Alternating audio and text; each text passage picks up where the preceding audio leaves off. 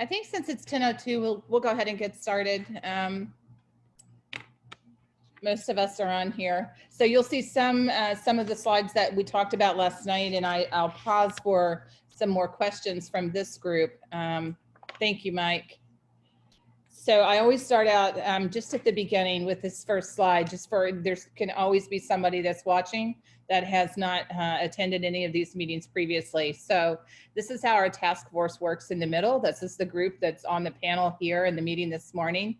And the dark blue on the outer edges are those priorities as we are planning for reopening, really making sure that we're discussing our health and safety guidelines, that we're focused on social emotional learning as we get ready for the year. And I know we mentioned this last night in our last planning meeting, and really it's social emotional health for not only our students, but also our staff.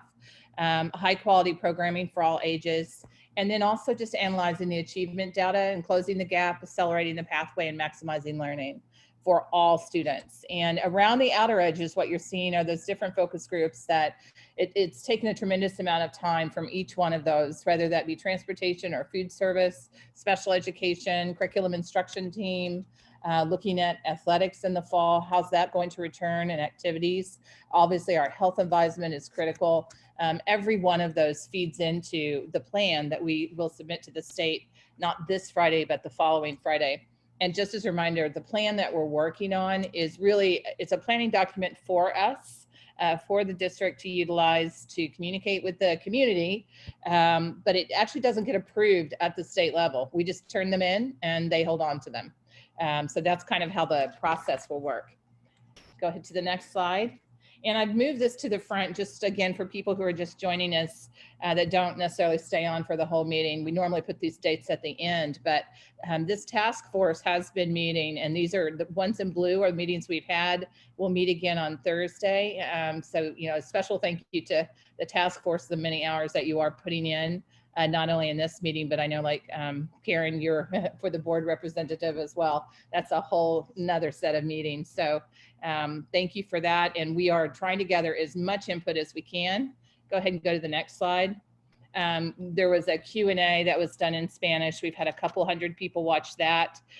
We have a special education focus group had their first meeting. I know that Mary Ford is planning another one because it was so valuable for us and also for the parents. Elementary teacher focus group, secondary teacher focus group. Very grateful for all of those staff that gave up time in the middle of their summer and spent time with us just to tell us how distance learning went, talk a little bit about how we can prepare for the fall in September, what are some of the concerns they have. And then yesterday we had the specialist teacher focus group. And again, it was wonderful and excellent feedback, because the more we hear from the different, I'm gonna say cohorts of teachers, we hear different challenges. If you're a specialist teacher and you're across multiple buildings, it's different than if you're, for instance, a third grade teacher and you just have one class that you're working with. So all of that input is so valuable. On Thursday, that was the 15th, is that Wednesday or Thursday? Anyway, I think it's tomorrow. We have a PTAC, our PTA input session. And yesterday they pre-sent some questions that they have, and there are about 80 some odd questions. So there's a lot of curious people in the community, and obviously we want to do our best to answer as many questions as we can. The question and answers input on last Friday's Family Note, there was a Q&A tab that you could click. Very simple form. It's still out there. You can put a question in, and then we're gathering all of those, and we'll do our very best to get them all answered. Last night's slide, if you watched the board meeting, we had about 300, I think it was 65. So between last night and this morning, that was up to 445 questions that have been submitted. Some of them are duplicates, obviously, same health related questions. So we will have to start now going through and starting to get answers to as many questions as we can. But we really do want to hear from a broad, from the broad community. We're going to start out and just talk a little bit about the teacher and staff survey. Very pleased with the response. We had 806 teachers, which was the vast majority. It's probably one of the highest responses I've seen on a teacher survey. So obviously this is a really important topic. We had 262 staff, and that means they're individuals who are not certified as teachers. So it could be maintenance staff, it could be food service, 262 staff members. Our family survey, again, a fantastic response. We have over 7,000 families and 6,044 responded. So we really are hearing from a large portion of our community. So when we go and we look at this survey, sorry, I'm going to change my screen so I can see everything. If conditions remain the same as they are today, you know, how comfortable would you be returning 5 days a week? Classes around 20, social distancing to the best of our ability. And the reason it says social distancing to the best of our ability, the state actually used the language as feasible, and that's the way that districts are being asked to open for a full return. And so from a parent and guardian standpoint, when you're looking at the chart on the top, very comfortable, and you look all the way across to the right, the average is 30%. And the interesting thing is, if you look at elementary, middle, and high school, they're all pretty similar. You know, 30, 29, 31, right across the top. If you look at not at all comfortable, which is right down on the bottom portion, and you see it's 22%. So the chart on the lower right is our certified staff. And look, when we do the same thing and we look at how many of them feel very comfortable, it's only 11%. And it's not surprising. It is what we're seeing going on around the country. Down on the bottom, not comfortable is 43%. So when you think about not at all comfortable, 22% for families, not comfortable is 43% for our teachers.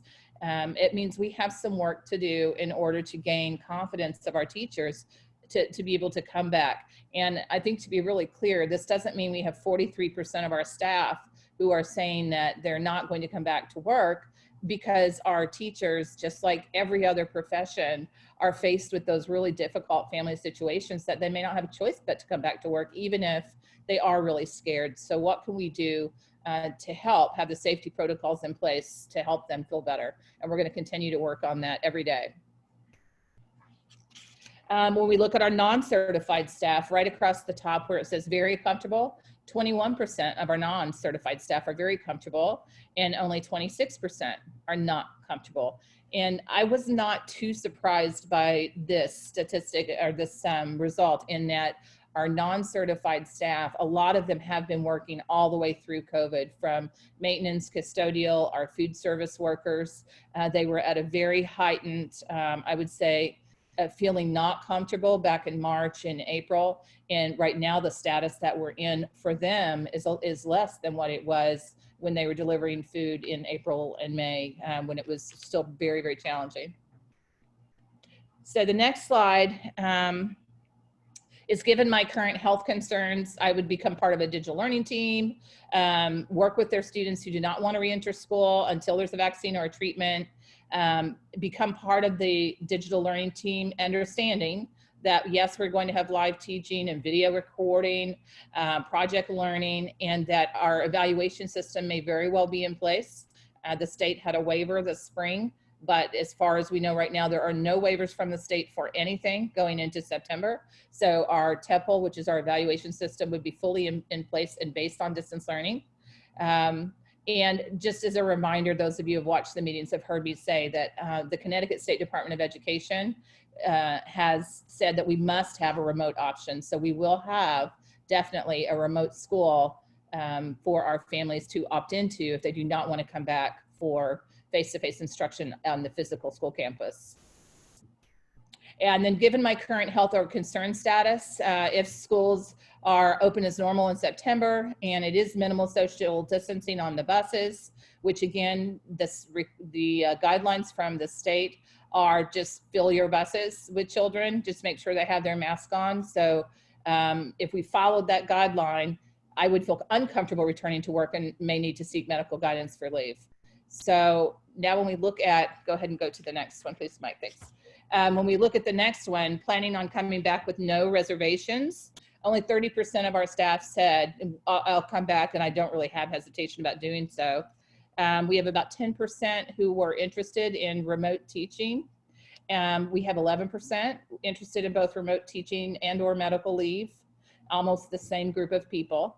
And then available for teaching, 52. We have 38%, again, who are still feeling uncomfortable.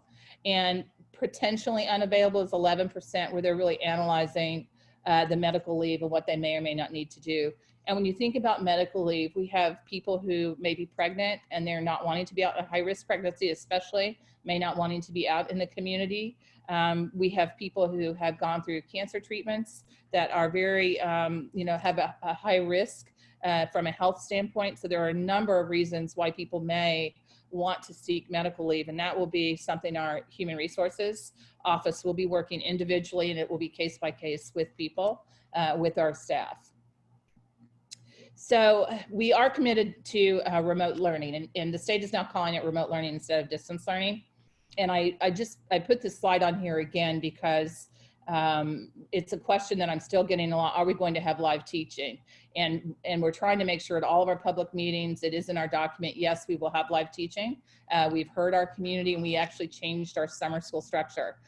We will have a more succinct school schedule. We're working on things like sound quality, teacher access to tools, and also our Google platform. We are going from the general Google platform to the enterprise version. And Google is also enhancing the enterprise version on their end of the, in that they're going to have things like a raise the hand feature, the breakout groups, all of those aspects that some of our teachers who are using Zoom would like to see in Google will be in place from Google's perspective. They're supposed to be rolling those out. Our teacher preparedness. So if schools are not open every day for in-person learning, I feel prepared to provide a combination of live teaching, teacher video, and collaborative platforms and project-based learning. And understanding that live teaching will be conducted via Google Meets. So right now, we only have 27% of our staff who feel very prepared. Somewhat prepared is 61%, not prepared is 12%. Obviously, the 12% need to be, that's critical for us, that we make sure that if they're not comfortable with the platforms, how can we help them with our professional learning? We do have a lot of options in the summer available for professional learning. I hope that staff are taking advantage of those because they're not on contract in the summer. It is something they have to choose to do. When we come back to school, obviously we will have professional development time. We need to get the somewhat prepared to feel very prepared. And that's a goal for us, is making sure we have more time. And if you watched last night's meeting, one of the, go ahead, Mike, thanks. One of the items was the school calendar adjustment was on the agenda. And this is to find time for professional learning. And it is being considered. The board seemed very positive last night, and we're grateful for that, about making an adjustment. Our initial proposal was to start on September the 3rd with orientations and all students starting on September 4th. That was still right before Labor Day. The board, after the board's discussion, a new draft proposal would start orientation on the 8th and all students on the 9th, but we'll be working on that today. This discussion just happened last night, which means school would start after Labor Day. And after the board discussion, it adds 2 more days. We were trying to get 2 days from our perspective, and also grateful to GEA who weighed in and right before the meeting last night had sent their public comment, and they were very supportive of adding the 2 days, and they advocated in their public comment also that even more would be helpful. So if we can gain these additional 4 days, it's really going to help us get those teachers who don't feel as prepared. We want them to feel very prepared. So that's our goal. On our parent and guardian survey, just to talk about a little bit of the information from the parent side, it was 1 response per student. It closed, it says today, that was a slide from last night, and we had responses from 6,044 families, which is a really strong response again. So how comfortable are you sending your child back to 5 days? This is the question that when we were asking, earlier from the teachers. You can actually see school by school, and the red line across the top where you see 30% is the district average. And when you look at, for instance, Parkway and Riverside are just at right around 40%, but then we have a school like Central that actually is below 30. So it's interesting that in those 2 schools you have, greater than 10% difference. And we're not really sure why, that is, but it's going to be very interesting to see, because we must offer the remote learning option. Are we going to have more students and families opt out of in one particular building than another, which could have staff complexities? If we lost 10 or 20% of students to remote learning, and you only have 5% of the staff who, for instance, are taking leave, it's going to be a huge balancing act across the board. The other thing was our two schools that show a lower confidence in returning were Hamilton Avenue and New Lebanon. And both of those schools, and JC is also not much higher, and those schools have a higher English language learner population. So we want to go in today and really check our Spanish surveys and make sure that we are reaching all of our families and that we're getting a good rate of return at those schools, because we do have more of our bilingual families that are located in those buildings. So how comfortable are you sending your child back 5 days, class of 20? Not at all comfortable. And when you look at not at all comfortable, again, you've got New Lebanon was very high, and Hamilton Avenue is right behind that. Our district average was 22%. So again, we're going to go in and really look at the responses, where they're coming from for each building. But again, it's interesting. You'll have a building like Riverside, not at all comfortable, just below the 20%. And then you'll have a building like Central right next to it on the bar chart where it's above 20%. So it's the differences within buildings could add a complexity for our remote learning school. And we are going to continue to gather that information, because we will need a formal commitment for parents to enroll in the distance learning school within the next few weeks. So we do want, for those who are watching and families that are considering, if you have questions about what it's going to look like, feel free to put those on the question document and submit them. But we will be putting out more detailed information about what that will look like for families, because the option will have to be obviously ready to go for school. So when we look at what's important to families, student and staff regularly wash their hands. Obviously, that's a mandatory must-have. And when you look on the far right, too much, excessive, unsure, no opinion, that's the headings. And it's really trying to figure out what are the things that, even if they're not required in the state plan, that we need to consider. Hand sanitizer, again, mandatory must-have. That was really important. A notice sent to families if any student or staff member has a positive test. And that is something that we're definitely going to need even more guidance on, really trying to understand what is the notification protocol and also maintaining privacy of individuals. And so sometimes that's a tough balancing act.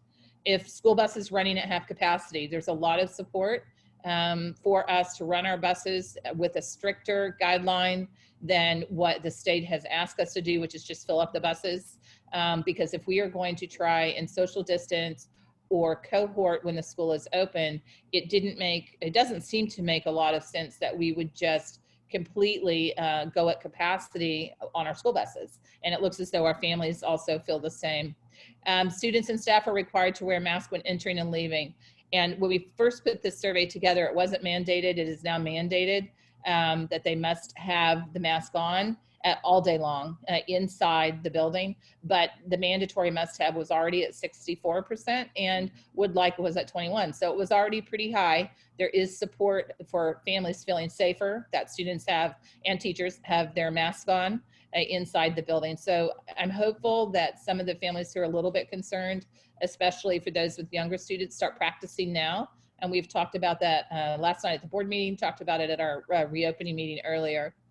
Students having their own personal supplies. Again, this is mandatory must-have and would like, when you put those two together, you're up to 88%, where people really don't want their students, their young people sharing a lot of supplies. Our art staff is already working on this to make sure that we do have individual markers and that we're not pulling all of our resources together like we often do, especially in an elementary classroom. You see a lot of that. Also being cognizant of high touch areas, for instance, like calculators, or if there are shared keyboards, making sure we have adequate wipes to be sure we can wipe those down in between users. Students and staff temperatures are checked before entering the school. This is something that from the mandatory would like was very high. Right now, it is not in our plan to do that at the school, but when it says entering the school, we are asking our families and our teachers to do the home checks. And we really hope that they will utilize the checklist and check their temperature before they come in. Wearing the mask when interacting outside the social clusters. That is, you've probably heard us talk about cohorting. We've talked a lot about that, trying to keep like students together. So if the cohort is 50, those 50 students, for the most part, stay together throughout the day. They eat together, they play together on the playground. If the cohort is 100 students, then those 100 students can eat together, be on a playground together, be outside together. Interacting with a fixed cluster of children and adults. Again, that's really that whole cohorting piece, and the number of students in each class reduced by 50%. And interesting enough, that was not mandatory must have, was not as strong as even things like hand sanitizer. So I think our community recognizes how difficult it is, because if we reduce by 50%, it means that highly likely we would not be in school in our buildings, because we just don't have the space, and you wouldn't have the teachers in order to do that. So the next slide is really about busing. And again, as I mentioned earlier, just about, driving students to school and what that looks like. And students who ride the bus. So a grand total that responded to the survey was 1,987 families that utilized the bus service. And would they be able to transport their own student? No, was 18%. So we have 364 of those 1,987 families that are saying we really need the bus.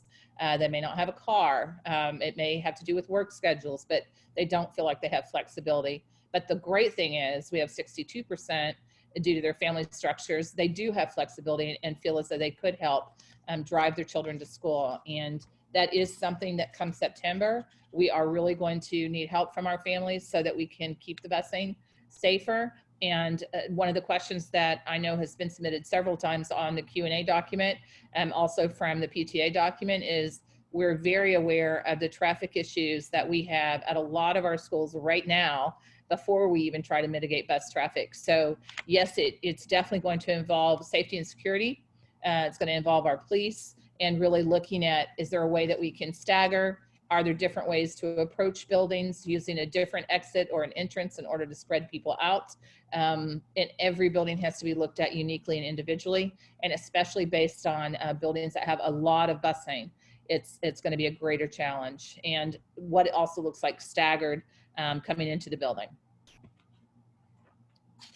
So for the desired instructional enhancements, if we continue with learning at home in the fall, we want to improve the distance learning experience for students and families. And we ask our families to choose 3 out of a big long list of what are the supports that they felt would be most helpful that we could work on as a school system. And the number 1 item, which is not surprising again, was the higher ratio of live instruction.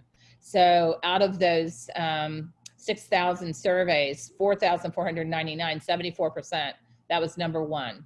And we're very aware of that. We're already doing it for summer school and feel very confident going into September that our families are going to be much happier with more live interaction. And we feel like we're going to be more comfortable with it. Looking at pre-recorded video lessons, that was second.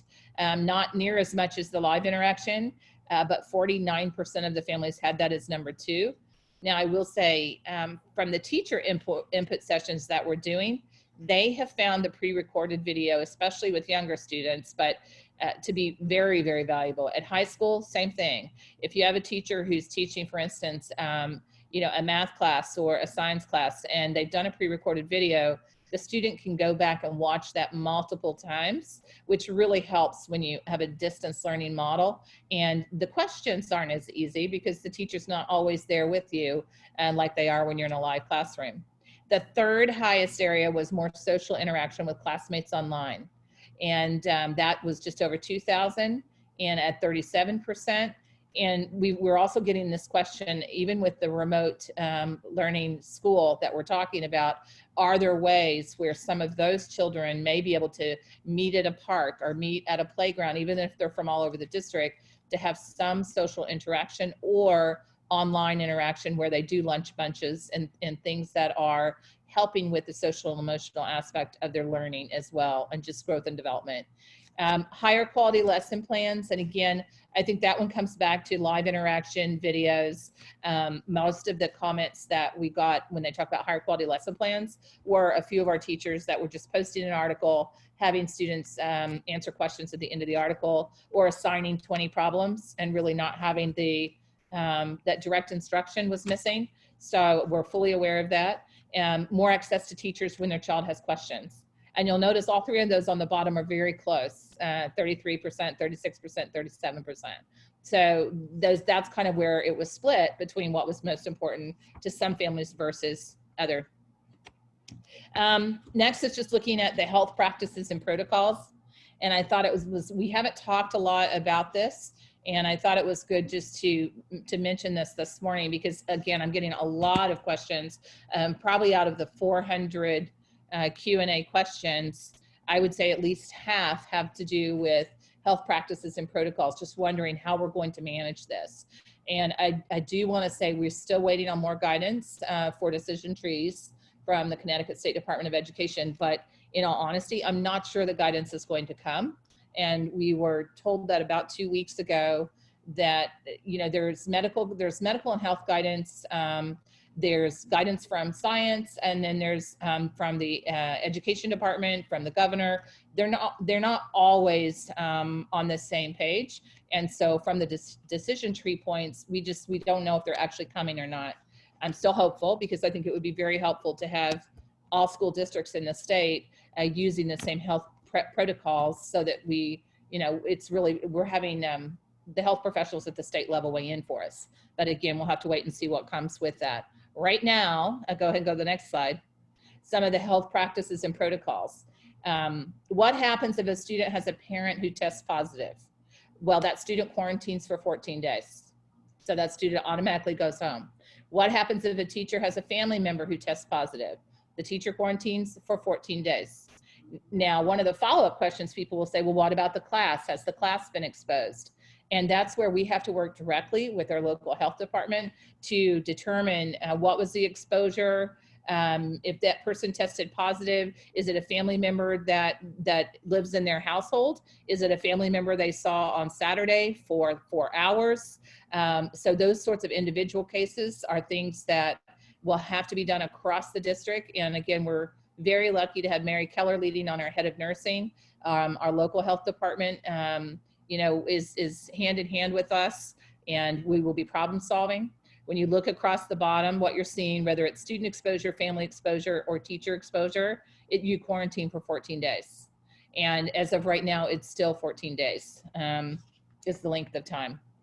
When you look at some of the health practices and protocols, if a student tests positive, and that means a child that's in the class sitting next to somebody else's child, the student quarantines for 14 days. Highly likely that the cohort will quarantine for 14 days. And the cohort, if you're at elementary right now, cohort would be, say it's 50 students. That means that you're sharing teachers and students across usually like two classrooms, 3 classrooms. At middle school, the cohort could be the entire team, depending on the movement of the cohort. At high school, much more complex. And the school could quarantine for 14 days as well. So if we have a student who has tested positive and they have been all over the building and we're not really sure where they have been, in some instances, they close schools, they disinfect for 4 or 5 days, and then that student or students who have come in contact will stay home for 14 days while the rest of the building opens up. And again, this is the sort of guidance that we'll be working very, very closely with our nurses and Department of Health. What happens if a teacher tests positive? Again, if it's your teacher and they test positive, the students are going to quarantine for 14 days if they were in direct contact with that teacher. And again, the cohort could quarantine for 14 days and school could quarantine for 14 days. And a question that I get, you know, along with this is, doesn't that mean we could be going in and out and in and out throughout the school year? It absolutely does mean that. And as of right now and where we stand, again, coming from the state perspective, is that we're expected right now to have all school buildings back in school full-time, 5 days a week. Right now, high school is the one building where we're really struggling with bringing everybody back because it's, just under 3,000 students, and the building is very full. You look at just the glass corridor in the front is very compact, just for student passing. And we are waiting to see if, even at the high school, if our hybrid model is going to be allowed, or is the state going to consider us out of compliance, which they did tell us last Friday we could be considered out of compliance. So when we start looking at, all of our health practices and protocols, we want to keep everybody as safe as possible. We want to do social distancing and cohorting as much as possible. But if we do have positive cases, it could mean that literally in 24 hours, we are all the students are at home for 14 days. And it could just be one building, not necessarily the whole district. Tony, it's Mary, Yes. I have a question. If you close down and a second kid or a second staff member is found to be positive within the 14 days, do you start the 14 days again for that cohort, or do you finish out the 14 days? Yeah, I would defer to Mary Keller. Could you answer that for us? You start again. Start the 14 days again. So theoretically, you could be out for a long period of time with people domino testing positive. Yes, and I think too, it's one of the challenges of just distance remote learning is, one aspect of remote learning is the teachers at home still able to teach all the children, they're all at home. The other aspect is one small cohort of students, this is happening to, but it's not happening to the other cohort, and especially when you think about high school. And so the student who's at home, almost said stuck at home, but I guess that's how they would feel if they're, not ill, it's gonna be tough. If they're at home, being able to remote in to see the class, that's continuing on, and because we're gonna have to stream. So if you're in a class, and I'm just gonna say like biology, in the biology class, most of those students are able to come every day. And you have some students who are quarantined at home. How do they get their instruction? Because you don't have a biology teacher who can just all of a sudden distance learn for 2 weeks and then go back face to face. So those students, we're gonna have to, it's the streaming aspect just to keep them engaged with school. And, I would imagine across the state, if it gets, if it really is lots of in and out, is that really best for students and families? That it's going to be week by week, day by day decision making. It's definitely not going to be easy if that happens. Can I just ask a follow-up to Mary's question? Sure. If a teacher or a staff member, they find a case and they're being quarantined for 14 days, and then another individual that is in that cohort shows symptoms or is test positive within that 14 days, wouldn't they and their cohorts already have been starting that quarantine at home? And if others were going to be getting it, wouldn't they also show symptoms within that period?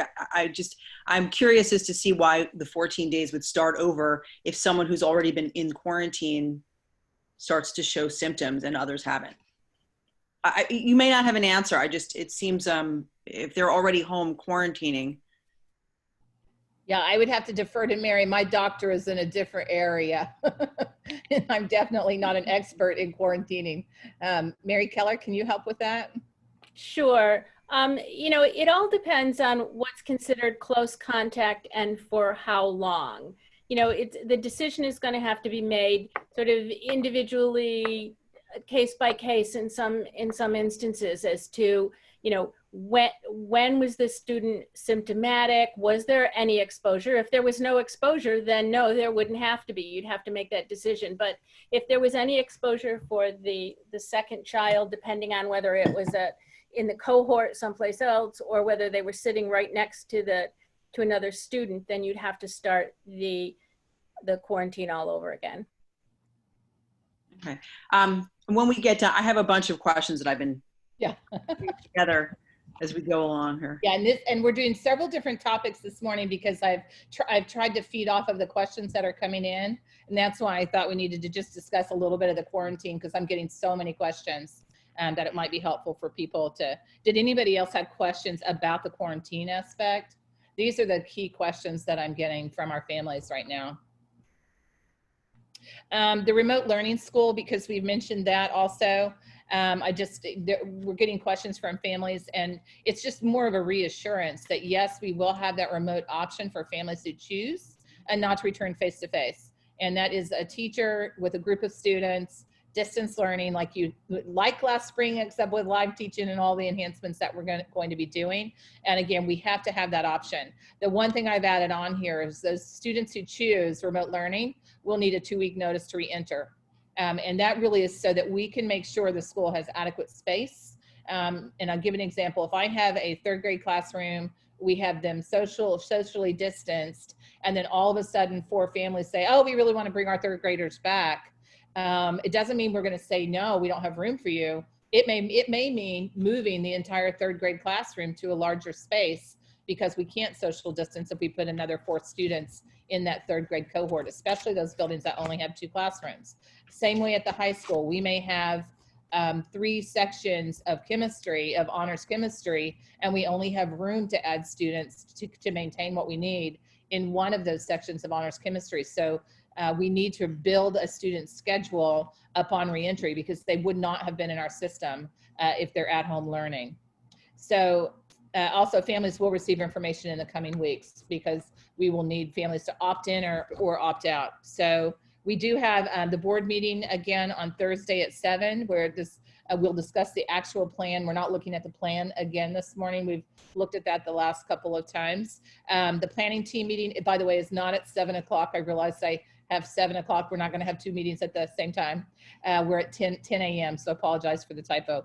And we have a PTAC focus group also that happens tomorrow. And again, that's a large group. It's about 70 of our PTA, and they have sent about 80 questions that will help us refine and continue to see what the issues are out in the community and things that we need to be considering. So I'm going to pause there, and this gives us the last 20 minutes for questions. Karen?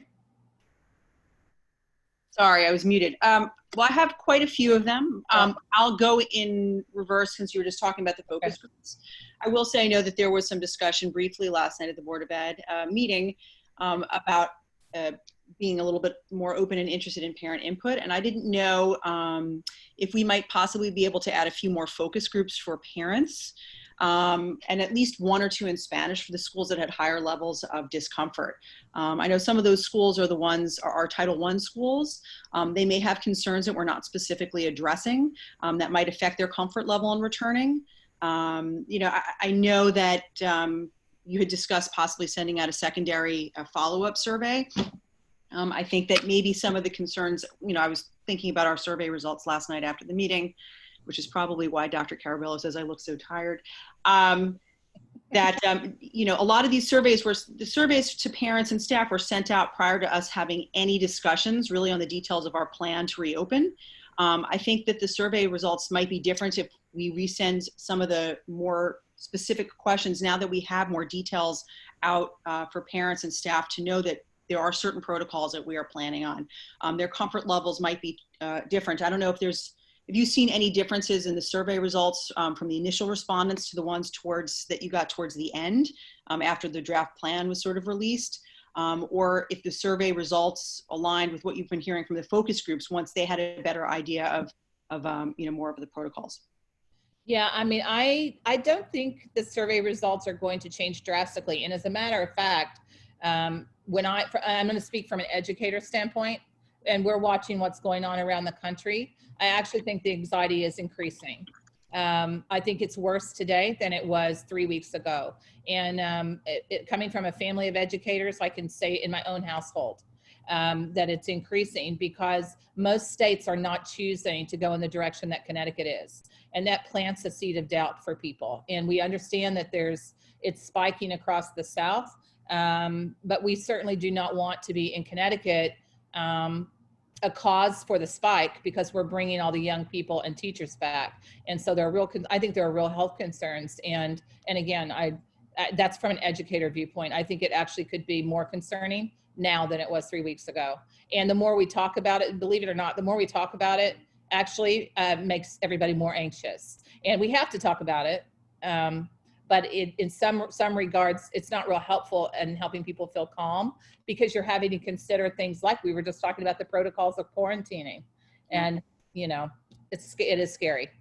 So I just wanted to ask, so I have two more quickly, but one is, well, I did want to see if we can add some more as possibility, if we have a few options to add at least 1 or 2 focus groups in Spanish, or something for parents outside. I know council had sent a huge list of questions, and they'll at least have 1 focus group, but I know that there are parents that may have concerns that weren't addressed in that way. Like, again, I know we have certain schools that have higher levels of discomfort. I'd really like to make sure we can address their concerns. They may be things that we haven't really considered as to things that we could easily address to help them with a better comfort level. But for teachers who decided they don't want to return or express an interest in remote teaching, are we going to be ensuring that ahead of time that they're not just proficient and comfortable with the use of technology, but also have started working on some of the curriculum to be delivered? I don't know if that's for you or for principal. Sorry, Mr. D'Amico, I have to get rid of the principal there. Yeah. You know, part of that, and I'll let Mark speak to that, but the curriculum doesn't really change. Yeah. You know, that we are expecting that we are teaching the curriculum. So that part doesn't. The methodology, the delivery, that is very different. And Mark, I know you're I think wanting to speak to a little bit on Thursday night, even at the board meeting, we'll have a little bit more about instruction. So do you want to speak to that today? Sure, thank you. Karen, great question. And I think one of the things that I'm really excited about is the fact that we are considering adding additional PD days at the beginning of the school year. That will certainly afford us the opportunity to look at the applications that teachers are going to find essential in a remote learning environment, and provide them with opportunities to interact with the applications, ask questions to people who are very familiar with them, and ultimately feel comfortable using them in the remote learning setting. We are listening very intently during these focus groups to the educators who use these tools in the spring, and we're trying to identify, and it's pretty clear, what are the leveraged apps that the educators found most successful and would use most often if they had to return to a remote learning environment setting.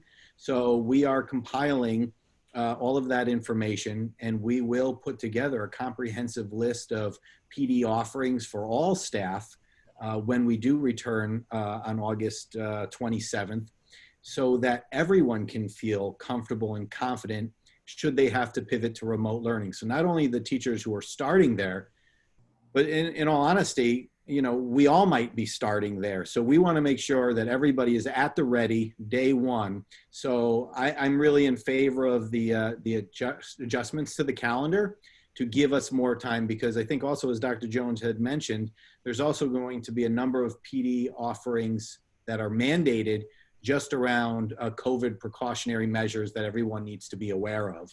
So the gift of time would certainly be greatly appreciated, I'm sure, by the teachers and all of the building administrators. So as that plays out, we will certainly come ready with a menu of options that are must-dos for teachers. And then for those who are already accelerated learners in the remote field, we're going to give them opportunities to continue their professional development as well. Well, I will say, over the course of the many years that you and I have worked together on education, we've always discussed the gift of time being the most invaluable. So, that's why I'd like to make sure our teachers are ready, to hit the ground running, and they feel comfortable, because it is exceptionally important that our teachers are comfortable coming back. I know they miss the kids miss them, and that connection of day one is so important. And this is just a question or a comment going forward. I know we've discussed the health protocols and other administrative details. You're getting tons of questions about that. We have 10 days left before we have to submit our plan to the state. And I think it might be helpful if we can possibly create a Q&A document that we can post to cover some of those details. I mean, a lot of it's already in the plan, but it might be helpful if we just have it as a Q&A document. I'm happy to help if you need me to help transfer or questions or whatever into categories or whatever you need. But I think a lot of the questions, at least that have been coming my way, are really focused on having more details on how we're going to handle school scheduling, educational delivery, curriculum development for remote learning, and for seamless transition should we need to close our schools, either for quarantining, for a class, for a school, or a full district closure. So I think that there just needs to be a little bit more detail or discussion about some of those areas to quell some of the concerns that I know that at least I'm hearing. from the parent community. Yeah, I think more details on the schedule. We work on that every single day, and I think we will for the next couple of weeks. As far as the Q&A document, Karen, that's the intent actually from the Q&A submission that everybody, that number 400-ish of questions is taking all of those to create a Q&A document. So, and Sasha is still on vacation, so I may send you 400 questions today, because the first thing that we need to do is actually parse them out. We actually had them choose a heading, so it's putting like all of the health related questions together and then getting rid of the duplicates. Yeah, that would be great. And I just, I know one of the other areas we haven't discussed, I know you mentioned it last night at the board meeting. I don't know if parents, but we're still waiting for guidance on specifically from SEAC, because they're going to be covering sports and extracurriculars. But I know that we've been focusing on all the core subjects. And I think one of the other areas we really haven't discussed are we briefly discussed music, art, and also some of the other areas. But I think if we just at least can address that at some point in the next meeting, so people, either the educators who are teaching those courses or students who are expecting to have some of those enriching experiences within our classroom and our curriculum, because they are so important for development, have a little understanding how they may be run, because I know that they may be run slightly different, and we don't have all the details now, but just to put that out there. Those are the questions that I'm at least getting that I want to put forward. Yeah, and I know Ann and Mark were both on a call before this one. They were talking about that this morning.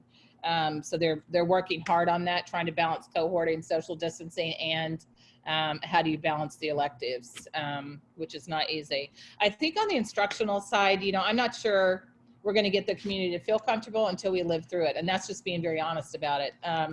Because some people had more live instruction so they can visualize it. Some people that had teachers, especially if you're an elementary teacher where you're only seeing a few specialist teachers and a classroom teacher, and the classroom teacher really wasn't doing a lot of personal interaction or making videos of themselves.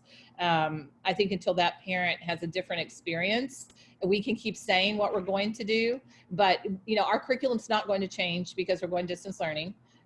We've made the commitment that we're going to be live teaching. So what does that look like? It's, well, part of it is like we're doing right now. It's being live together online and using as many resources as we can. And, one of the questions that I have also received is, okay, well, if we're live, can teachers be in their classroom so that it looks more like they're actually in their classroom?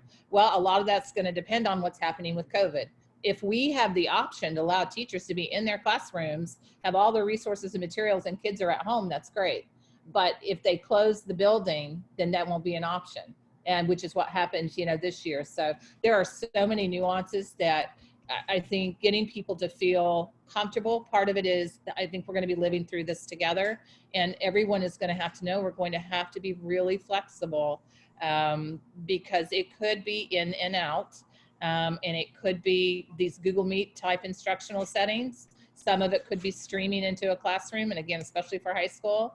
And it can be different for each family. If it's your child who's quarantining for 14 days and they have 5 AP classes, your level of stress is going to be a little bit higher than the family that's not quarantining and they get to go face-to-face instruction. So we're going to continue to, we're listening to everybody right now and trying to address the questions, I guess is what I'm saying.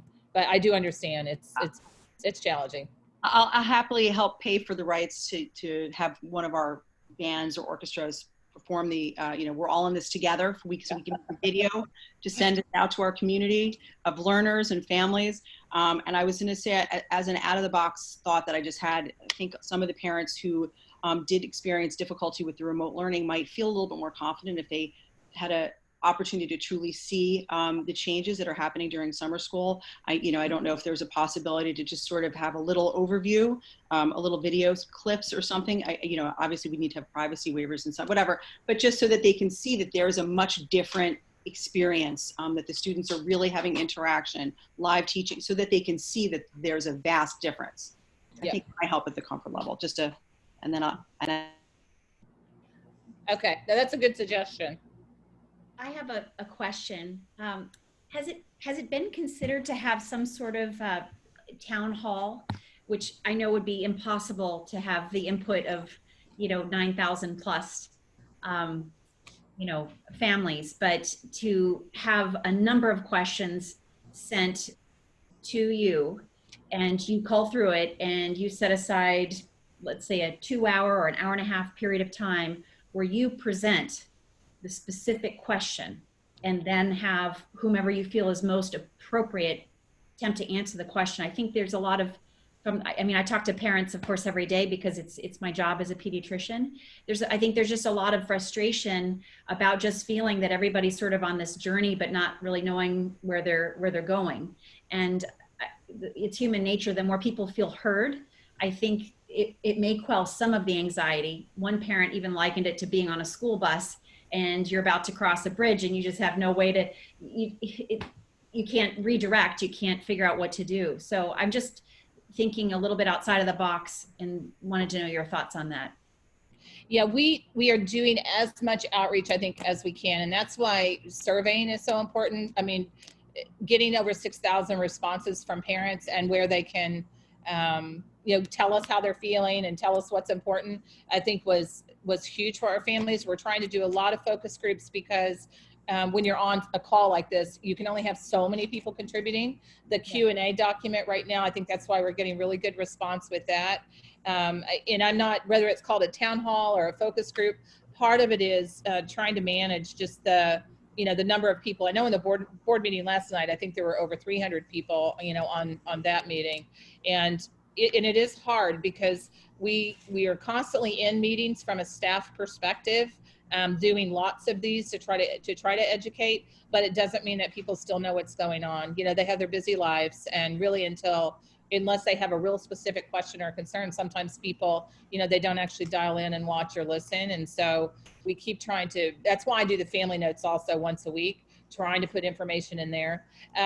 Doing a town hall, I think that is a possibility. I know when Karen mentioned earlier doing some more focus groups, the focus groups are difficult. We're doing a lot of them right now. They're difficult because they take an hour or two out of the day. And so when you take your senior people that need to be answering these questions and you take an hour or two of input, it's really valuable. But right now, like when we talk about the schedule, we also need to be meeting with the middle school principals, with the high school admin team. So it's just trying to have enough hours in the day. A double of each of you, maybe a triple.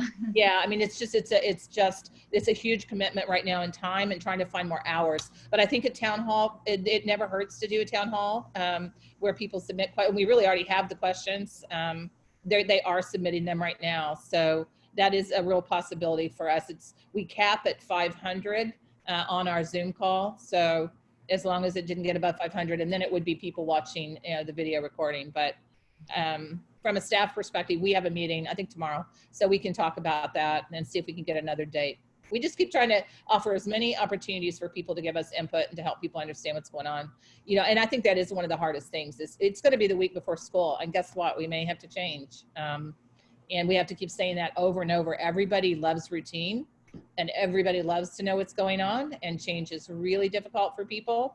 And if, you know, COVID, which we know can change in a day or two, or the state puts out a brand new document in 2 weeks from now, and all of this planning and all of this discussion, you know, we could have a lot of it kind of just go out the window and we have to start over.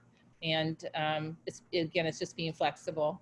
I know that's hard to hear for everybody because everybody wants a plan that's solid. And we're dealing with a pandemic that just won't do what we tell it to do, which is go away. Any other questions on health related or instruction? Or we have about 4 more minutes. Karen?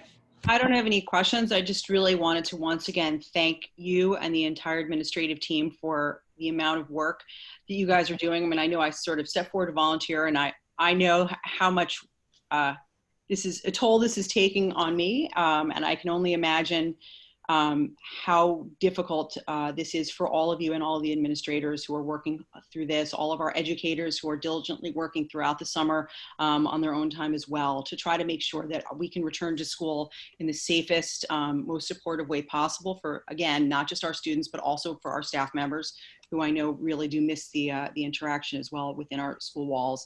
I know that there are no easy answers. I keep trying to ensure that people understand that this is This plan needs to be flexible. Parents and staff need to be understanding and adaptable because things may change on a dime based on our health conditions.